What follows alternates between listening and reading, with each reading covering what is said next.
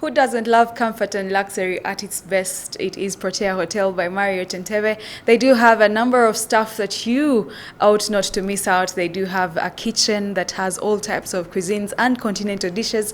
They have a health club with a gym, a swimming pool, and other health services, e.g. sauna and steam bath. And they also have sleep-in case you want to sleep with your friends and family or spend a night or some few nights away from home. And of course, they are located in the heart of Entebbe. You're welcome to Issues at Hand this morning. Thank you so much for being a part of Good Morning Family, but also for Issues at Hand that we are going to start right away. Now, of course, we do look at different issues affecting us communally, economically, socially, politically, of course, and developmentally as a country. Where have we reached development-wise? Today, we are going to be looking at a very interesting topic, or a very interesting sector, which is the energy sector from the Ministry of Energy and Mineral Development. Of course, we know a number of issues that come from there. We know that the government is planning a rural electrification project that is set to see everybody with electricity, especially in the rural areas. It started off in eastern Uganda a while back, and in June this year, government launched a 15.9 billion shillings rural electrification scheme that was to cover 10 districts, like I've told you, in eastern Uganda. The districts were Namutamba, Mayuge, Kamuli, Bududa, and other districts, Mbale, and all the other districts. And we want to understand exactly where those plans have reached. But also, government was giving out gas cylinders. Remember the campaign launched by Honorable Nankabira in 2021, and of course, how far with that, we just want to understand. And also the electricity plans and fuel prices at large.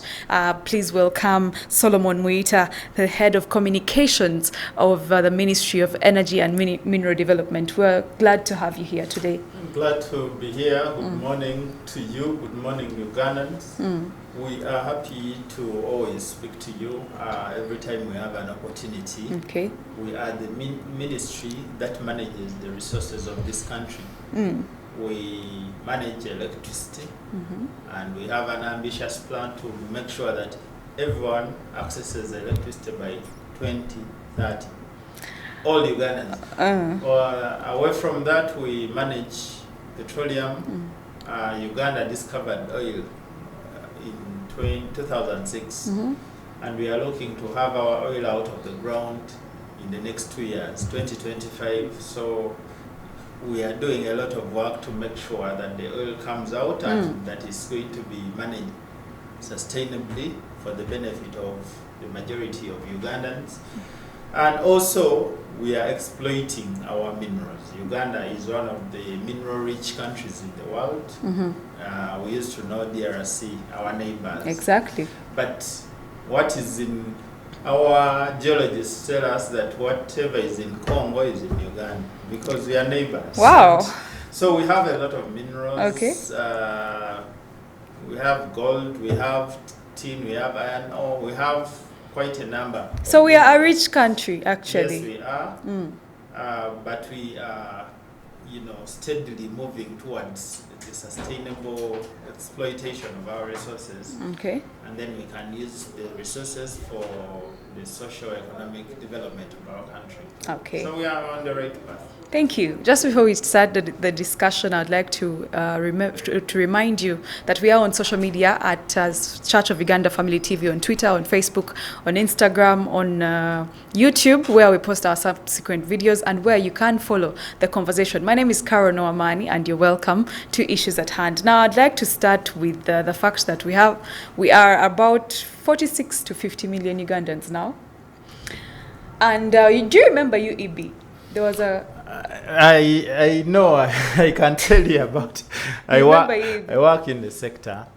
Yeah, UEB was the original company that was state-owned, and it managed generation, transmission, and distribution of electricity in this country from way back in 1954 when we set up Owen Falls Dam. Then, yeah, and UEB was on up until 2001. Yes. When we decided to run the sector differently. Okay. Yeah. And but yes. We transitioned to Umeme. We transitioned not to Umeme.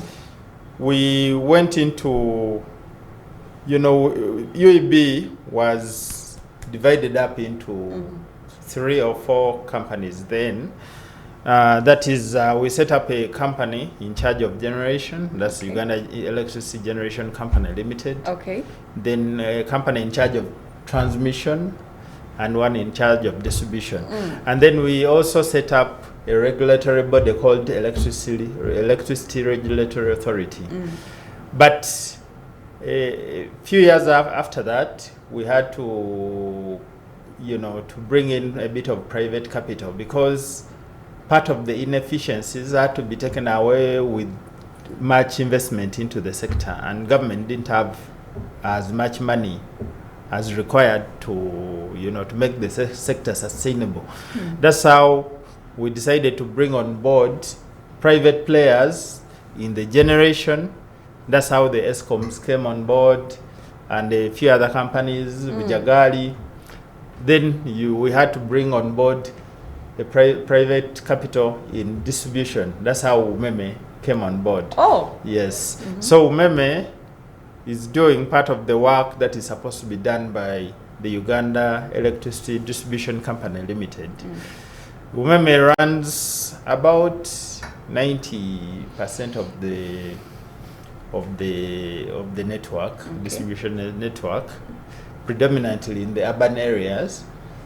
Then UEDCL runs the rest in the rural areas where Umeme, thought it's not sustainable for them to operate. So UEDCL stayed there. Yeah, but together, the two companies, the government company and the private company, have been investing heavily in the sector. Umeme has been investing over the past, now 18 years. Remember, their concession is ending in 2020 and government is not renewing it. Okay. But over the past 18 years, Umeme has been, investing in improving the network. So we have better metering system, better transformers, cables and poles have been replaced in urban areas such as Kampala. Cables have been put underground. That's where they can be managed much better than the overhead conductors. Ugandans have been skilled. The system, they've tried to manage the issues of energy loss, because energy loss was so high when, during the times of UAB. Okay.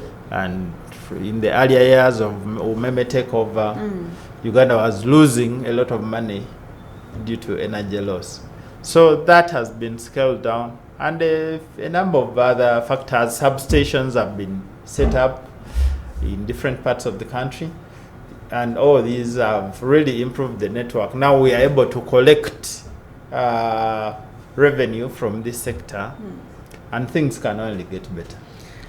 We have burning questions on behalf of Ugandans. This is the Yes. day I've got to ask about the electricity, really. Now, since the UEB days, and now that Umeme is not renewing its working term, first of all, I'd like to understand, why is it taking long for the country to be connected to electricity as a whole? We have some parts lacking electricity, yet, according to your explanation, you make it seem like there's adequate electricity. Yes, actually, because of the private capital that has come in, we've been able to grow, because in 1986, we had 60 megawatts of generated electricity in this country. 60. Okay. Very small. But over the years, we've been able to put up large dams, large power generating plants. We put up a second one at Owen Falls, the so-called Chira Dam. Yes. In addition to Owen for the original one, which we call Nalubale. Yes. So altogether, those two now give us 380 megawatts. Okay. From 60 to 380. We added Bujagali. It gives us 250 megawatts. We added Isimba. It gives us 183. We added Now, Karuma is going to give us 600 megawatts. So far, 400 megawatts have been synchronized into the grid. Another 200 is coming. Plus other small dams, and we have up to 1,400 megawatts, over 1,400 megawatts of electricity. Now, consumption is still low in this country. We consume about 800 megawatts. So we have power in excess, and that's why we are coming up with other programs to make sure that power is extended to the people. Overall, Uganda, 57% of the population is connected, has some sort of energy. However, those connected to the grid stand at 19%.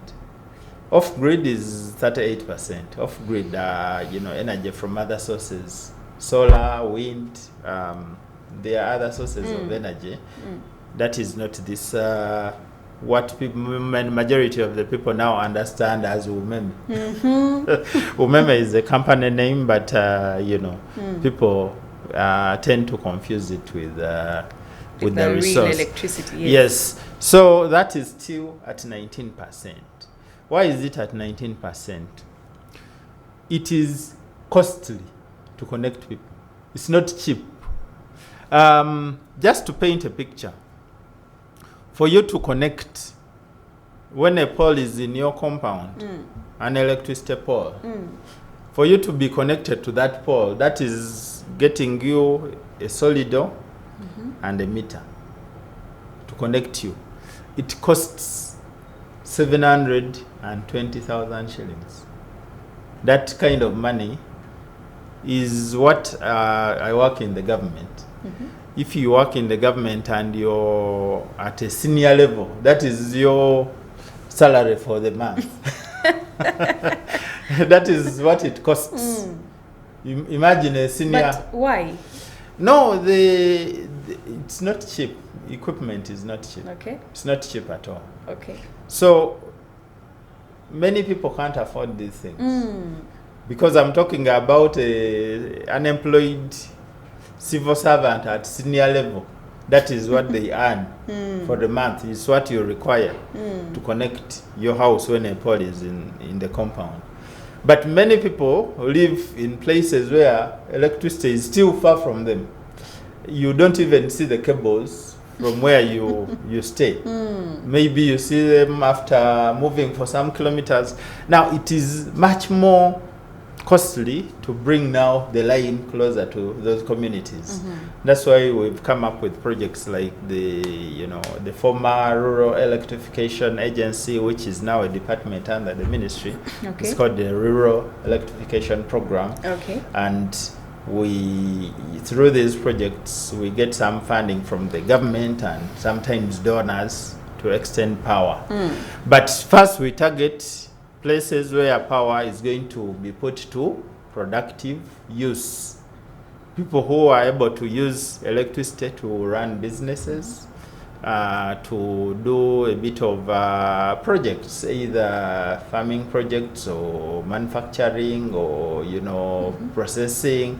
We need people to use power not just to light the bulb and charge the phone, but also to be able to make money out of the power, because it is costly for you to bring it to your premises, but you can't invest a lot of money to bring it and then you don't use it to make you money.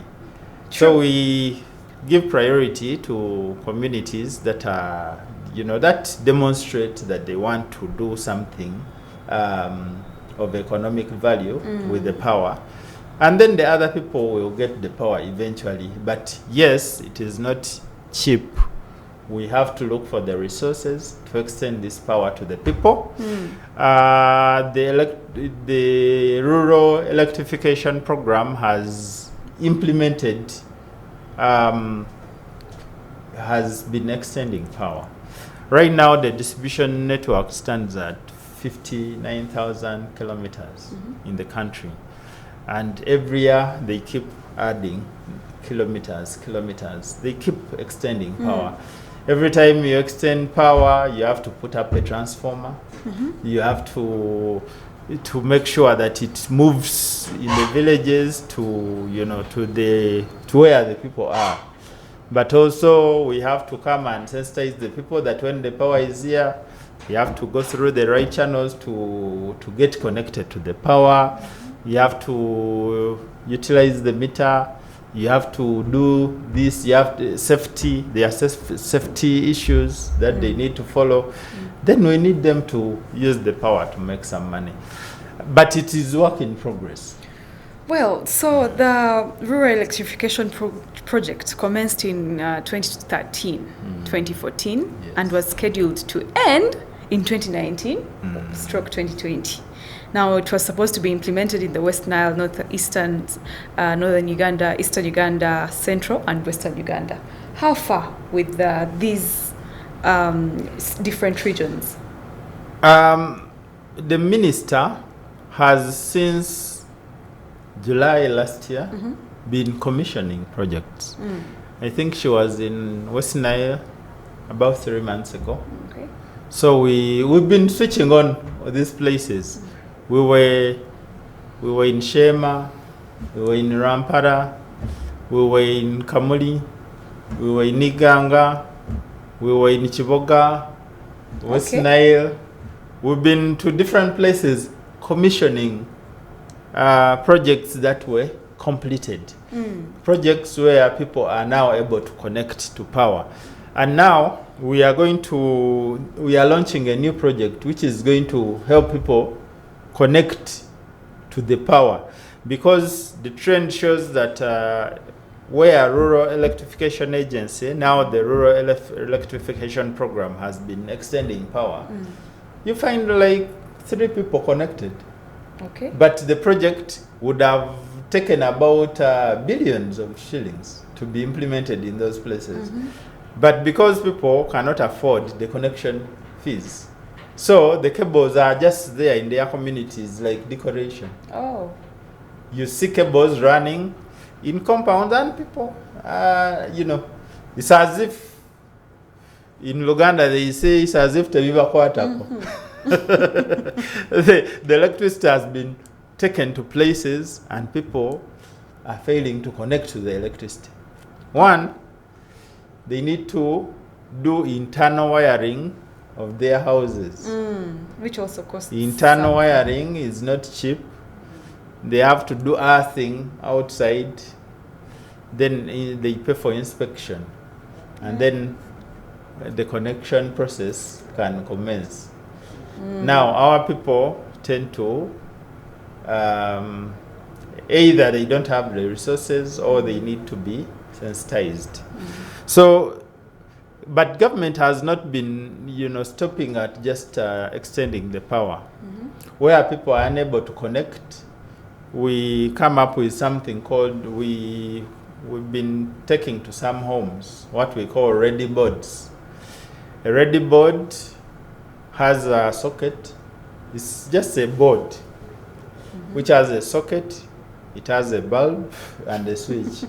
So the people who can't wire their houses, we put a ready board for them in the house, and we put the wire, the cable, the connection, and the meter outside. So they are able to switch on a light, probably in the sitting room, living room. Only. Yeah, because government cannot do everything for you. But where we feel that people need to have some bit of power, we connect them for free, and we put a ready board inside. Because we can't wire the whole house. Some houses are of different sizes, and people use power for different things. But for the people we feel that they may not be able to connect, but we want them to put their radio in power and listen, get to know what is going on in the country. They should be able to charge their phone and talk to their relatives in town. Yes. Or receive mobile money. And then they should be able to also get some light at night. So those ones we put for them the ready boards, and they are able to consume power. As and when they get the resources to wire the houses, then they should be able to do the internal wiring, and then they can have power in the different areas as they need it. So it is work in progress. You sensitize, you support, you extend the power, you also support them to connect. Now, it's why we've come up with a new project called the Electricity Access Scale-Up Project. It is World Bank, it's World Bank funded. It has about $638 million. It is going to be implemented over a period When of you 5 say years. World Bank, we get worried. Is the By the project time- safe? By the time the pronouncement you had from World Bank came, we had already signed up with the World Bank. Okay. And World Bank cannot walk back on, a commitment they made. Okay. Yeah, they are here. That one is not one of the projects that is going to be affected by All right. by the decision of the World Bank recently. So that one is safe. Okay. And we are going to start connecting people, including people in different places. So each area, depending on the demand and the network in those places, we should be able to connect a number of people in each area for free. Okay. For free, we will connect. In some places, we shall extend the power, intensify the network, densify the networks. There are quite a number of initiatives. Part of that money is going to be given to private institutions in form of, credit. We have a Uganda electricity credit capitalization company under the ministry, which can give credit to private companies to either to bring in material for people to buy or to help people connect via other means. Could be solar, could be other other means. But yes, that is how we are. That project is going to be launched in a few weeks from now. The team is already at the ministry, Amber House, drawing the plans to start the massive connection of Ugandans. All right. So the future is going to be brighter for Uganda in terms of electricity. We hope, because I'm not seeing an end to the rural electrification project very soon. No. It's not going to end. It's not going to end. It's now a department in the ministry. Okay. It is going to continue with the work. Okay. It is going to be funded. Government of Uganda is putting in money. When we get financing from the development partners, it will be additional. But the project will continue because we have an ambitious plan to have universal connection to electricity by 2030. Okay. Yes. Thank you. Maybe let's look at the aftermath of Umeme. After Umeme and its contract not being renewed, then what next for Ugandans who had bought meters for your car and have been going by that, in that direction? The decision was taken by government, cabinet, not to renew the concession of Umeme. Part of this reason is because our power is expensive. It's part of the reason we are still standing at 19% connection. People find our power expensive. Government has been able to generate, to grow generation. So the power is there. But having power which is not utilized is not good enough. Okay. So we want to make sure that people can utilize the power. Part of doing that is to make it affordable. Now, you cannot make power affordable when you continue with the services of companies that are looking for profits. Umeme is able to invest money, but they need a margin on it. Whatever they put in, they need a profit on it. Of course. Now, all those, whatever they invest and the profit, they have to get that money from the consumer. You, the consumer, has to pay what goes back to Umeme. Now we are saying, with our desire of making power cheap, you cannot continue, you can't make it cheap by getting in more expensive capital. So we are saying the government of Uganda should be able to manage what Umeme has been doing. We should be able to do. So the government of Uganda made a decision to set up a company which is more like what we had, UEB, but this time we are not going to call it UEB. We are going to set up a company called Uganda National Electricity Company. Okay. So when Umeme exits, we should have UNEC in place. Now UNEC, how is it going to be different? One, many Ugandans have been trained. So all these people working in Umeme, these are Ugandans. Of course. Umeme will not carry it and carry them and take them away. Yes. They are Ugandans, they are still young people, they are vibrant, they are skilled. So we can get the same people and we give them jobs. Okay. They've been running the network under Umeme. That network, Umeme has been investing on behalf of the government of Uganda. So all the facilities that Umeme has will have to come back to the government of Uganda. Okay. Primarily, they will come to Uganda Electricity Distribution Company, but when we form UNEC, so UEDCR will also hand over to UNEC. So we should be able to continue pretty much. So the people will pick from Umeme, they know the network, they know the facilities, they know everything inside out. So they will only come and continue and make things better.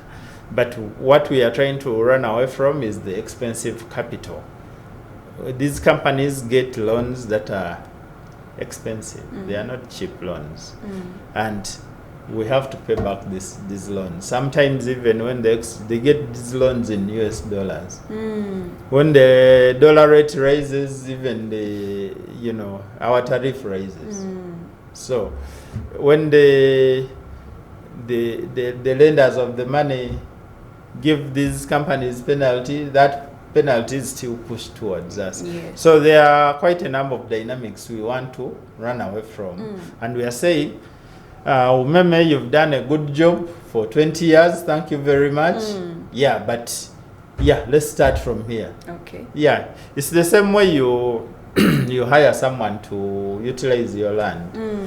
They could do a good job, grow production and so on. But at some point, you can say, at this point, I should be able to take over and run my farm. And the people are skilled. And I know what it takes now. I've watched you do this over a very long period. So now I'll use some of the people you've been employing. I'll call them my employee and we will carry forward. That is what. So a Ugandan who survives on Yaka or who has a Yaka meter at home should not be worried? The meter is not going to change. Okay. Unless we bring better technology. But for now, when Umeme leaves, everything that you have will stay the same. The cable will be there, the meter will be there. We shall take over the billing system that Umeme uses. Okay. So the same Yaka meter, we shall use it to bill you. Yeah, you're going to use the same meter to purchase power from. So since the expensive Umeme is exiting, we expect Yaka to be cheaper? That is what we are looking at. Because Umeme has expatriates who are paid colossal sums of money. When it goes, we shall make a saving. Okay.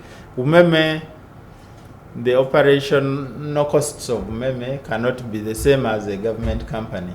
For them, they are benchmarking with international companies to whatever they bring. Probably they drive very new cars, they maintain them expensively. Such companies do so many things. when they benchmark at a certain, they want to make their operations, they benchmark with first world countries. So for us as government, when we are running a government entity, you first think about the people you're going to serve. What do the people want? So before you make the life of the manager very comfortable, you make the manager sit in an office which is more like a hotel suite, a 5-star hotel suite. Now, for us, the government workers, we know that the resources you would use to set up such an office would connect another 100,000 people. So you put the money where it's most needed. True. And then you can have a reasonable working environment for the people. Okay. So the way we do things is a bit different. The private sector and the government operate a bit differently. We shall ensure that our people get the power affordably. Okay. That is the primary objective. Then the workers can also have a reasonable working environment. Yes. So we shall balance the two. Okay. Thank you so much. Let's take a very short break. We return with more about electricity and energy, particularly fuel prices that are going high and high every day. What is causing it and what is it that we should expect from that field? We return shortly. This is Issues at Hand. We are powered by Protea Hotel by Marriott Entebbe. Stay with us.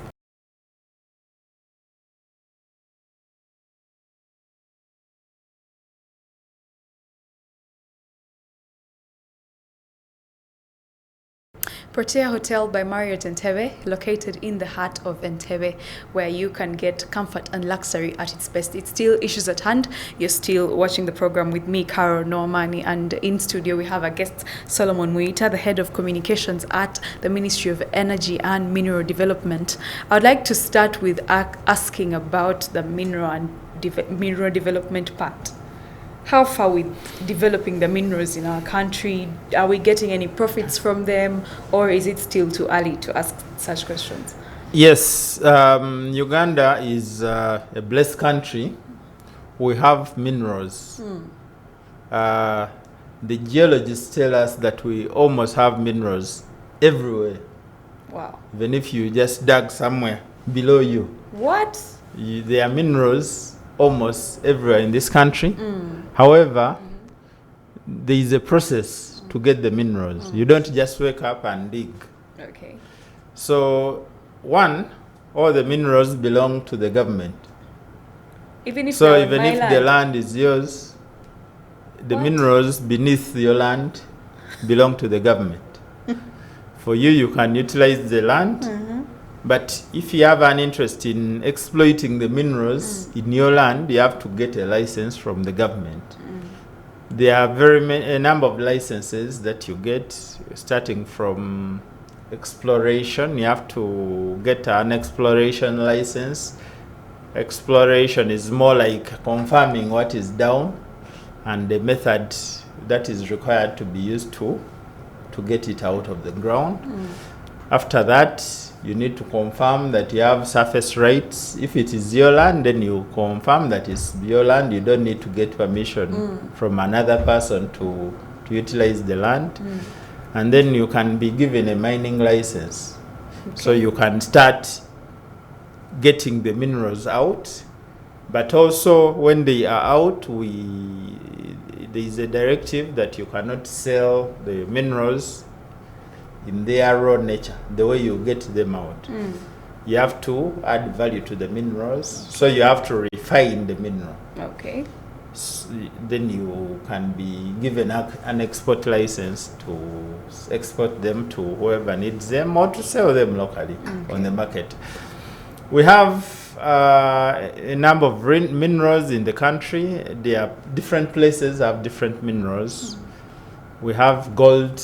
There's a big farm in Busia a Chinese company called Wagagai Mining Uganda Limited, which is setting up a very big facility. It's a large facility for mining gold, and they have told us that the deposits are quite many of gold. And this gold is not just in Busia. Busia is just one of the places. We have gold in other parts of the country, Mubende, Kisita area. We have it in Western Uganda. And not just gold, we have rare earth minerals. You know, it's one of those minerals that is sought after on the international market. There is a company called Renzori Rare Metals in Eastern Uganda is setting up base. They tell us that almost all the districts in Busoga have rare earth. So they are looking for resources to get rights over all the land there. So far they are starting mining in about 3 districts, Bujiri, Namayingo and Mayuge. Then they will extend to Iganga, Jinja, Luka, and so on. Okay. So the advantage or what the people are going to benefit, one, when they come to mine in your land, they get whatever, they can buy your land, or they can, there are 3 ways. They can buy your land, they can hire it out. They give you a resettlement house. You go live there for some years. After they have done mining activity, they can restore your land and then you come back. Okay. Or you can just get what we call royalties from the land. They give you some money for disturbance, but whatever they get out, you get a percentage of it. Okay. In terms of royalties. Now royalties are given, government takes 70%, the districts take 15%. The Gomborora where it is gets 10%, and you, the landowner, gets 5%. But it's big money. It's not when you hear 5%, you know, minerals are not cheap. They are quite expensive, so even the 5% can be a lot of money, but it requires a bit of patience. You have to put up with the inconvenience of being, you know, if it is a home or a garden, they have to remove it and mine. You know, we bring machinery, they do excavation. There are quite a number of processes that are used to get the minerals out of the ground. But yes, you cannot stay there when they are mining in the same place. Yeah. Okay. So these companies set up resettlement houses where people can go live for some time. Or sometimes people get cash and then they go buy elsewhere. Okay. But we have that. We have iron ore in Kabale. It is quite a lot. We have at least companies that have set up facilities to smelt these minerals or refine them. One of them is called Tembo Steel. It has big facilities, one in Lugazi and another one is in Iganga. Very huge facilities. And all the iron, there's another company called Abyssinia in Jinja. They get the iron ore and they are able to smelt it. Abyssinia is the former steel rolling mills, which we used to read about in primary. It's now called Abyssinia. Okay.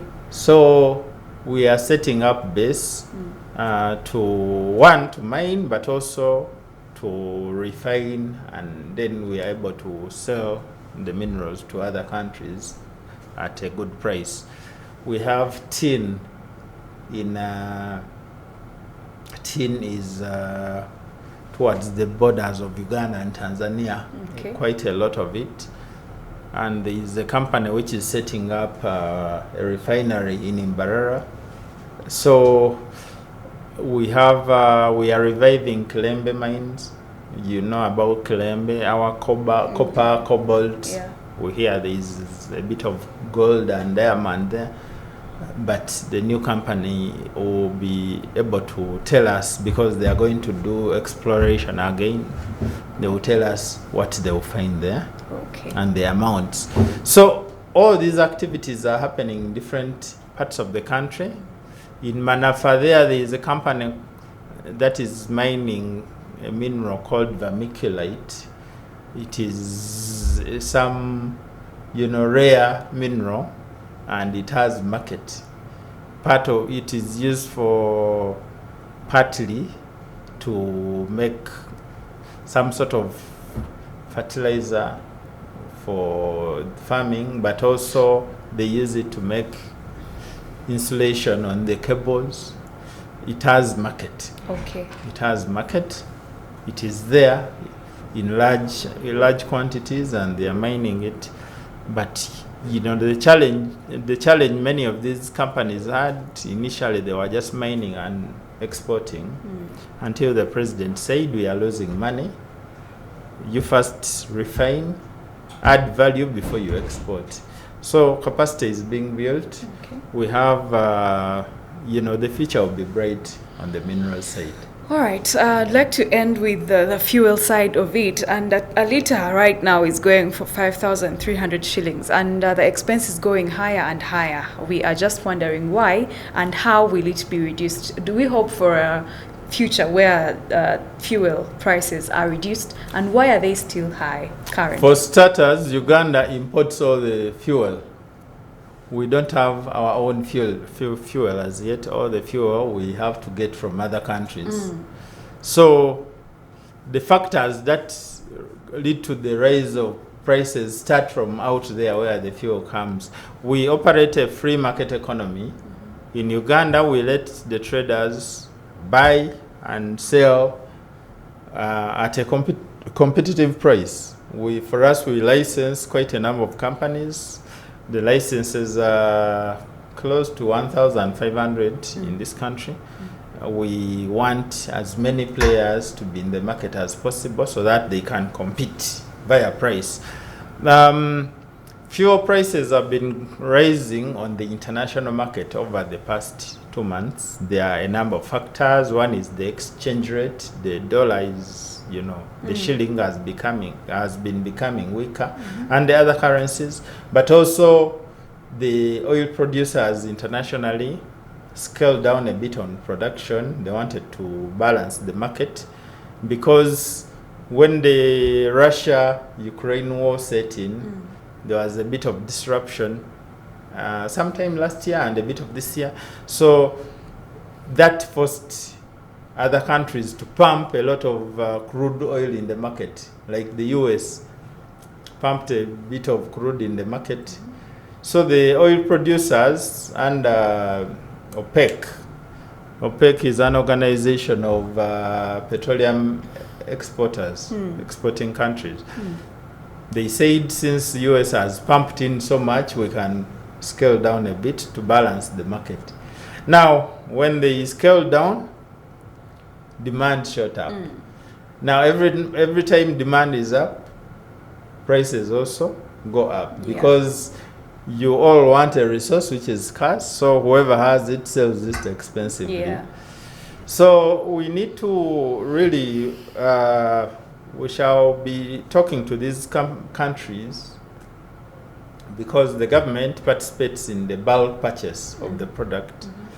That is how we participate. We make sure that we get it at the lowest possible price. Then we bring it to the companies here to buy and to compete.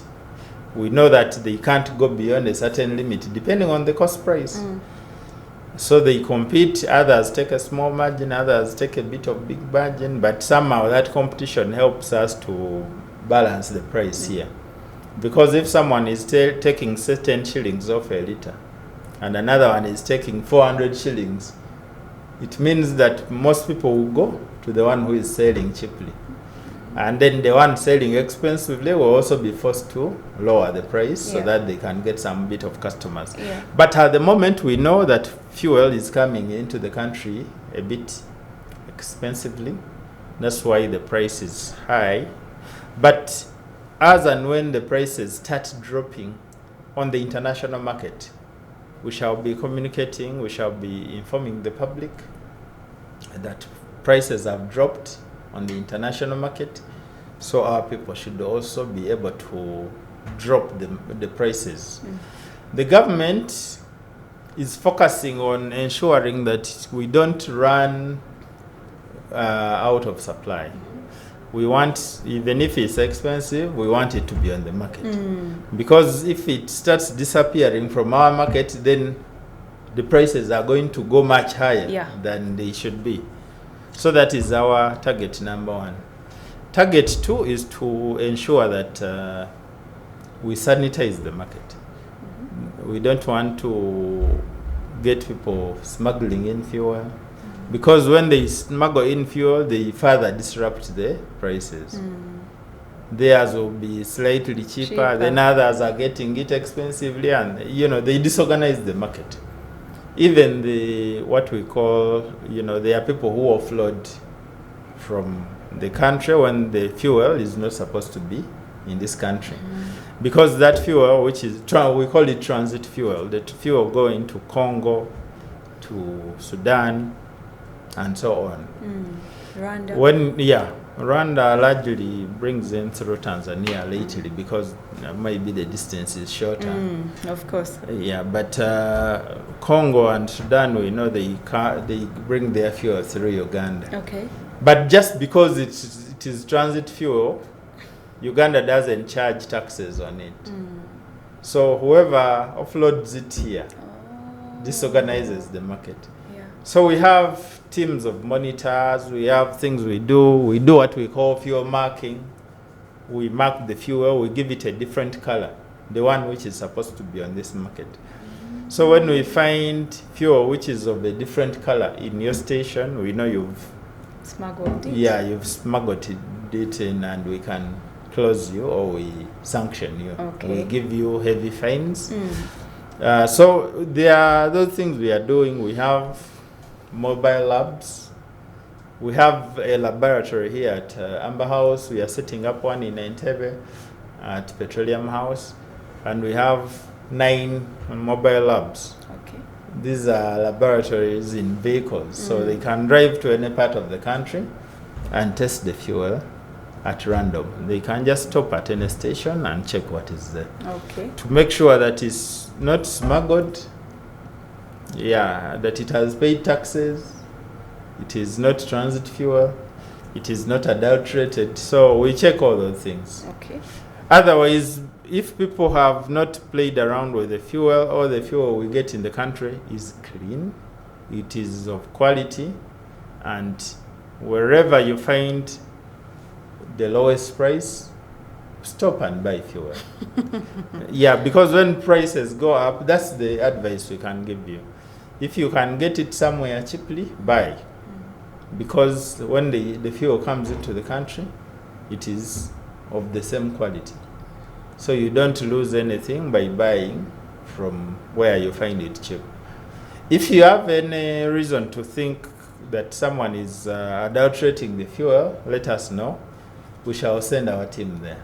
They will check it. It takes a few minutes to know that they are adulterating or not. It takes less than 10 minutes.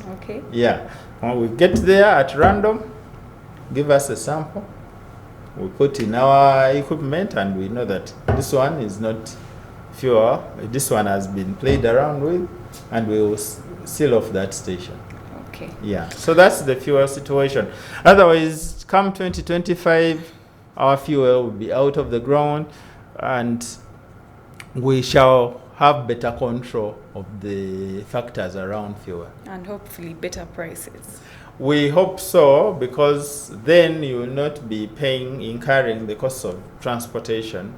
Imagine buying fuel from Singapore It has to be on a ship. That's expensive. Up to the cost, then you have to put it in the trucks, then there are handling charges, there are drivers, there are wear and tear. So a liter from Singapore certainly will be more expensive than a liter from Hoima. Of course. Yes. Thank you so much. We Yeah. thank you for being a part of Issues at Hand this morning. I hope you've learned something or two and taken home a few points like we've been noting down. We thank our guest Solomon Muyita, Head of Communications at Ministry of Energy, for making time for us and coming to talk to us. We hope next time he'll do the same. And my name is Karen Nowamaani. Stay with us on Church of Uganda Family TV, even on our social media platforms. We love you. See you tomorrow.